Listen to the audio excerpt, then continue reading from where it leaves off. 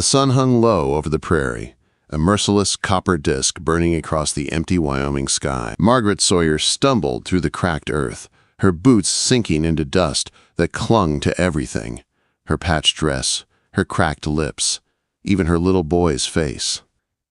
She clutched Thomas tight against her chest, feeling his ribs through the thin fabric of his shirt. He was too quiet, too still. The boy had stopped crying hours ago, and now his shallow breaths frightened her more than any scream could. It had been 3 days since they'd eaten anything more than a few bitter roots she'd dug from a dry creek bed. 3 days since the last homestead had turned them away. A widow, they'd said, brought bad luck.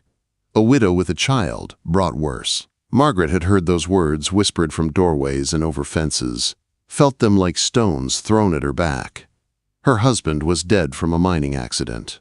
She had no family, no skills beyond keeping house. What good was she to anyone? The boy's head grew heavier against her shoulder, but she shifted him higher, pressing her cheek to his fevered forehead. "Hold on, baby," she whispered, her voice cracked from thirst. "Mama's gonna find us help." But even as she said it, she knew she was lying. The settlements were far apart out here, and every door she'd knocked on had closed in her face. Then, far off through the heat shimmer, she saw a cabin, a dark smudge against the endless brown grass. Smoke curled from its chimney. Someone lived there. Her heart thudded painfully, torn between hope and dread. How many more rejections could she take before she broke completely? Still, her feet moved, carrying her closer. By the time she reached the fence line, her legs trembled. "Hello?" she called, voice weak and hoarse. No answer. "Please, anyone." Silence. Then movement. A man stepped from the barn, broad-shouldered and quiet. He carried a saddle and set it on the fence like it weighed nothing. His hat shadowed his face, but she saw the firm line of his jaw and the calm way he stood, watching her. Her knees gave way, and she sank into the dust, clutching Thomas. Pride fell away with her tears. "Please, sir," she begged. "I'll work. I'll cook, clean, tend your animals. I don't need wages, just food for my boy. He's dying and I can't." Her voice broke. "I'll be your servant, your slave if you want, just don't let him die." For a long time the man said nothing. The only sound was the wind moving through the dry grass. He stood still, unreadable. Margaret bowed her head. Certain she'd failed again. She tried to stand, but her legs wouldn't obey. Then a voice, deep, rough, unused, cut through the silence. "Stay there." Her head snapped up. The man had moved closer, his eyes steady on hers. "Come on then," he said, turning toward the cabin. She blinked, unsure if she'd heard right. "You want shelter or not?" His voice was blunt. "Can't very well work if you pass out in my yard." Margaret staggered to her feet, clutching Thomas as she followed him. He opened the door, but didn't help her. The cabin was small and clean. One room with a curtained alcove, a stone fireplace, a rough table, and 2 chairs. The air smelled faintly of coffee and smoke. "Set the boy there," he said, nodding toward a pile of blankets near the hearth. "I'll heat some water." Margaret obeyed, laying Thomas gently on the blankets. His skin burned under her palm, his breath shallow. "What's wrong with him?" the man asked, filling a pot from a bucket. "Fever," she whispered, "and hunger. He hasn't eaten in days." "When did you last eat?" She hesitated. 3, maybe 4 days ago. He grunted, rummaging through a cupboard. "Can't help the boy if you collapse. Sit." She started to protest, but the authority in his voice made her obey. He set a cup of water in front of her. "Drink." Slow. The water tasted metallic, but to her it was heaven. She sipped carefully, watching as the man, Ethan Brooks, though she didn't yet know his name, knelt beside Thomas with a damp cloth. His hands were surprisingly gentle as he wiped the child's face. When the water on the stove warmed, he mixed something into it, herbs, and brought it over in a cup. "Help me sit him up. He needs to drink this." Together they propped Thomas up. Margaret supported him while Ethan coaxed small sips past his cracked lips. When they finished, the boy sighed and fell back asleep. "You need food," Ethan said. "Nothing fancy, but it'll keep you upright." Margaret looked at him, confused. "Sir, what do you want from me? My offer?" He cut her off. We'll discuss that later. Name's Ethan, and I want you to eat before you fall over. He ladled stew from a pot and placed it before her. The smell made her stomach twist painfully. She hesitated. I meant what I said. I'll work for you. I heard you, he said, sitting down with his own cup of coffee. Didn't say I accepted. Then why? He took a sip before answering. Your boy's sick. You're half dead. Wouldn't sit right, turning you out. She blinked, the simple kindness almost too much to bear. I don't understand. Don't need to, he said. Just eat. Quote. Margaret obeyed, each bite of stew bringing tears to her eyes. It was simple food, rabbit and vegetables, but it was warm, real, and given without judgment. Ethan said little, his gaze fixed on the fire. When she finally set the spoon down, he spoke again, still not looking at her. You can stay the night. Tomorrow, we'll see what comes next. Margaret stared into the firelight, dancing across the rough cabin walls. For the first time in months, she felt something close to safety. Her son breathed steadily beside her. The man across the table didn't look at her like she was a burden. Outside, the prairie wind howled around the cabin, but inside, it was quiet, the quiet of a place that endured. And as Margaret drifted toward sleep, she dared to believe that maybe, just maybe, tomorrow would bring more than survival. Morning light filtered through the cabin window, soft and golden. Margaret stirred awake, startled for a moment, until she remembered where she was. Not on the road, not begging for help, but safe, for now, inside Ethan Brooks's cabin. Thomas lay beside her on the pile of blankets, his breathing steadier, his fever cooling. Relief nearly buckled her as she pressed a kiss to his forehead. The cabin was quiet. Through the window, she saw Ethan outside by the corral, moving among the horses with calm, measured ease. He didn't rush or shout, just worked like a man who knew exactly what he was doing. Margaret's throat tightened. This was what safety looked like, something she'd almost forgotten existed. When Ethan came back inside, the scent of hay and morning air followed him. You should be resting, he said, taking off his hat. I've rested enough. I need to work. She gripped the broom she'd found, standing as straight as her tired body would allow. Please, I can't just sit here doing nothing. He studied her silently for a moment. Sit. She hesitated. Sit, he repeated, calm but firm. Margaret obeyed, sinking into a chair. He leaned against the wall, arms crossed, his gaze steady. Your boy going to make it? He asked. I think so, she said softly. The fever's down. He's strong. Good. He nodded once. Then, after a pause, about what you said yesterday, about being a servant. Margaret's back straightened. I meant it. Every word.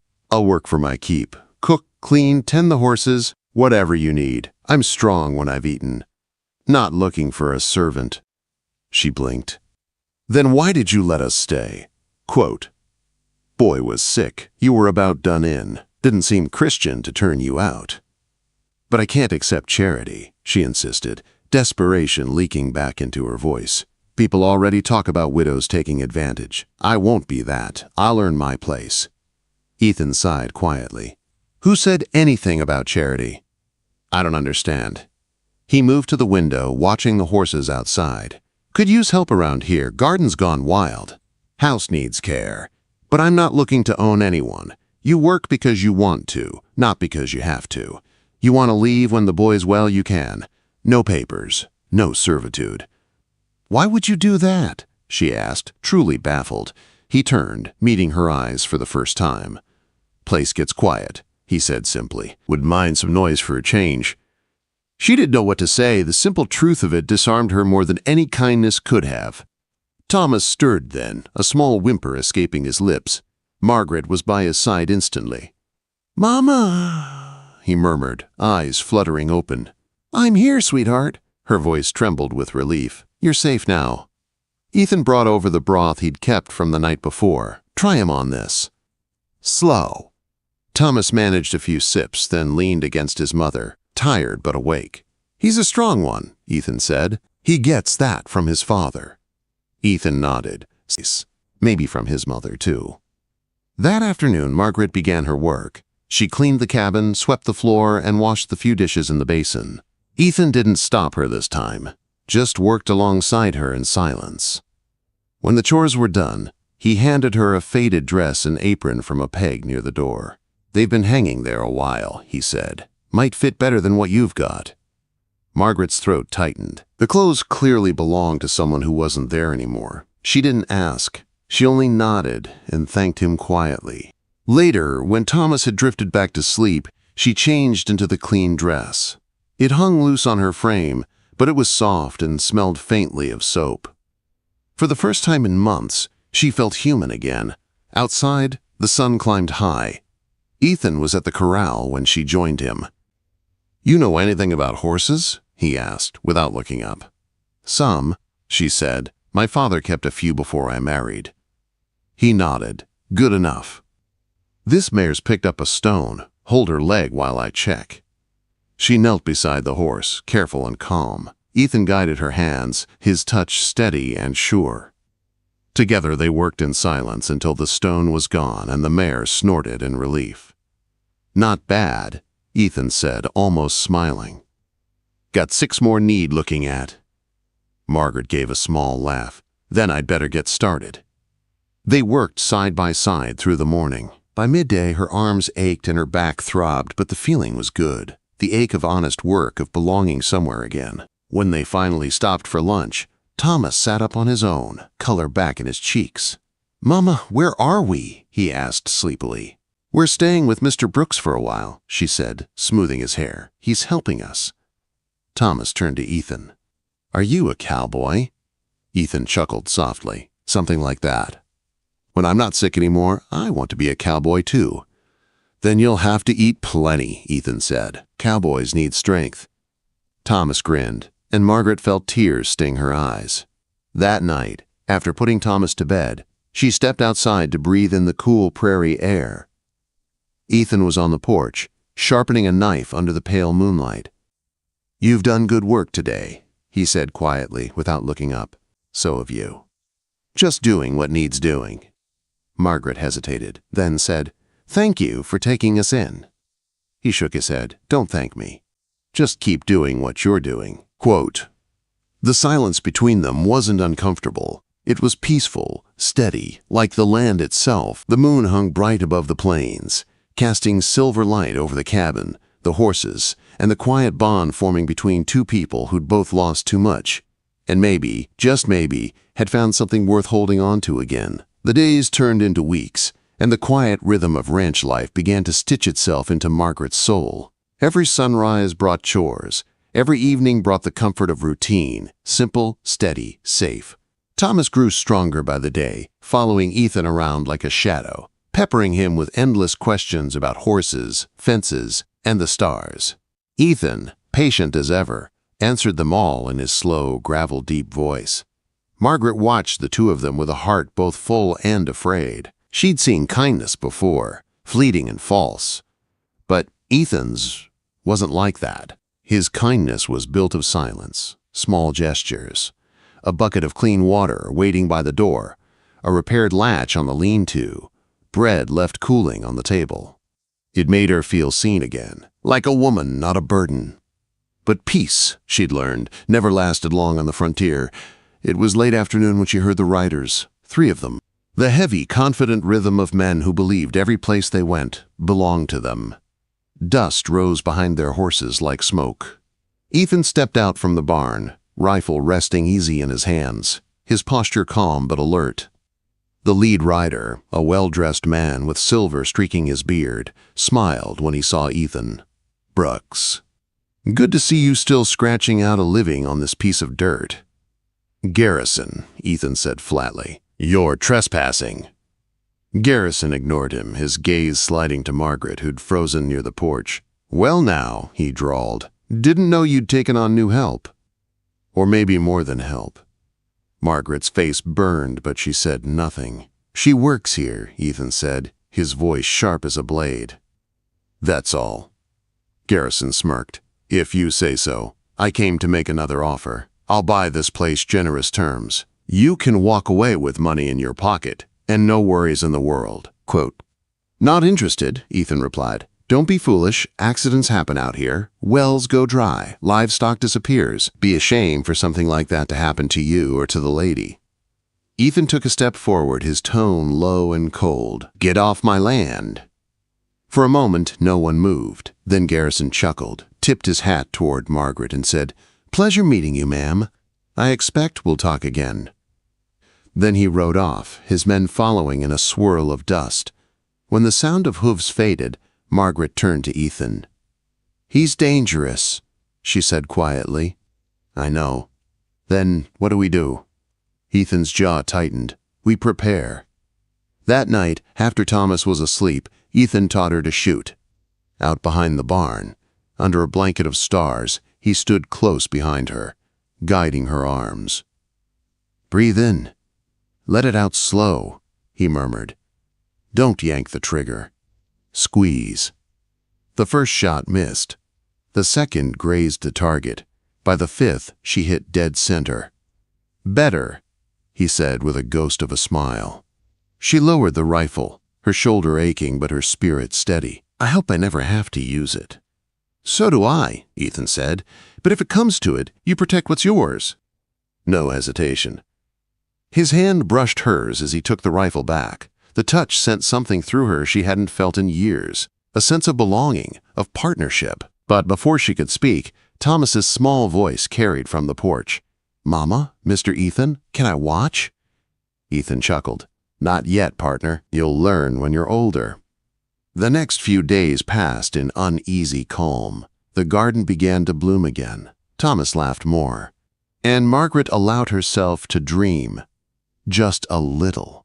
That maybe they could build a life here, the three of them. Then, one evening as the sun dipped behind the hills, gunfire shattered the peace. Ethan burst through the door, rifle already in hand. "Get Thomas," he barked. Margaret didn't hesitate. She grabbed her son, shoving him under the bed as bullets shattered the window. Smoke curled through the air. They'd set the lean-to on fire. "Mama," Thomas cried. "Hush, baby," she whispered, forcing calm into her voice. "We'll be all right." Quote, "Through the window, she saw dark shapes closing in, a dozen men, maybe more, Garrison's hired killers. Ethan returned fire from behind the doorframe, calm and precise. 2 men fell. The rest kept coming. The cabin door shuddered under a heavy blow. Margaret snatched the second rifle, her hands steady from practice. When a shadow appeared in the window, she fired. The man dropped. Her stomach turned, but she didn't stop. Smoke filled the room. Fire crackled outside. "They're burning us out," she shouted. "Not if I can help it." Ethan kicked open the back door, firing into the dark. Then she saw him stagger. "Hit! Ethan!" she screamed. "I'm fine!" he grunted, reloading. "Get Thomas to the cellar!" She ran, dragging her boy toward the back. "Go, Thomas! Hide like we practiced. Don't come out till I say." He hesitated, tears in his eyes. "Mama! Now!" He ran. Margaret turned back just as the front door splintered open. Garrison's men poured through, guns blazing. She ducked behind the table, fired once, twice. The recoil bruised her shoulder, but she hit her mark. Then, suddenly, silence. A moment later, a rider thundered into the yard. Ethan, bloodied but alive, rifle blazing. He came like a storm, scattering the attackers. Margaret used the chaos to reload, firing from the doorway until her rifle clicked empty. When the smoke cleared, the surviving men were fleeing into the distance, Garrison among them. Margaret swayed, exhaustion and pain flooding her as the adrenaline faded. She looked down, blood on her side. The world tilted. Ethan caught her before she hit the floor. "Margaret!" "I'm fine," she gasped. "Thomas, he's safe." He pressed his hand against her wound, eyes fierce. "Stay with me, we're not done yet." They made it through the night, patching each other's wounds in a cabin half ruined by gunfire and smoke. When dawn came, so did resolve. Garrison hadn't won. He never would. By afternoon, Ranchers from the nearby valley arrived. Men who'd heard the shots. Men tired of Garrison's bullying. Ethan stood before them, Margaret beside him, pale but unbroken. "It ends now," Ethan said. "We face him together." Quote. That evening they rode into town, a small army of ranchers and one determined woman. Garrison tried to bluff, but when Ethan slammed the deed to the ranch on the saloon table and the men surrounded him, his bravado cracked. "You'll take triple your last offer," Ethan said coldly. "Cash. Then you leave this valley for good." Garrison blustered, threatened, but when the others backed Ethan, he knew he was beaten. By sunset, he was gone. When they rode home, Thomas slept in Margaret's arms, his head against her shoulder. The air smelled of rain and new beginnings. Ethan stopped by the cabin, pulling something small from his pocket. A simple gold ring, worn smooth with time. "It was Mary's," he said softly. "I thought I'd never give it to anyone else, but she'd have wanted me to. She'd have liked you, Margaret." Tears welled in her eyes. "Ethan." He took her hand, his voice low but certain. "You and Thomas saved this place, saved me. I don't have much to offer, just this land, this life, and everything I am. Stay, be my wife." Margaret's breath hitched. "Yes," she whispered. "1,000 times, yes." He slipped the ring onto her finger, his rough hands trembling slightly. Thomas stirred, blinking sleepily. "Mama, are we home?" Quote. Margaret smiled through tears. "Yes, sweetheart. We're home." Ethan put an arm around her, holding them both close as the sun set over the prairie. Once, she had been a desperate widow begging for mercy. Now, she was a wife, a mother, and a woman who had fought for her home. And won. The wind carried the scent of rain, of promise, and of a new beginning on the Wyoming plains. Love had found them, and this time it was here to stay.